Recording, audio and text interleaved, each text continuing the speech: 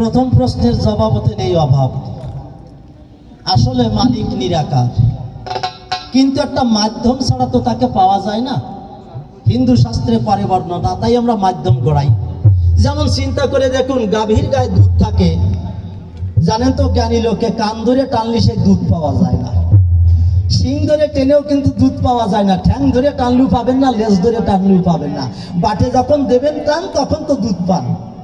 তাহলে একটা নির্দিষ্ট জায়গা থাকলে দুধ পাওয়া যায়। তেমনি আমরা একটা নির্দিষ্ট ঘর তৈরি করি, সেই ঘরের পরে ভক্তি দিলে সেই নিরাকার সত্তাকে আমরা পাই। এই জন্য আমরা পূজা করে যাই, তাই ছাড়া কিছু না। এবার পোষা পাখির গান গাবো, বিজয় সরকারের পোষা পাখিটা উড়িয়ে দিয়ে যাব। যদি উনি পোষা পাখির গানের কথা বলছেন, তা বিজয় সরকারের বউ মারা গেছিল, তো সেই শোকে কেঁদে কেঁদে গিয়েছিল। আর আমার বউ কিন্তু মরিয়ে পারি নাই, বাড়ি আছে। তবু বলছেন যখন আমার কাছে, আমি গাই।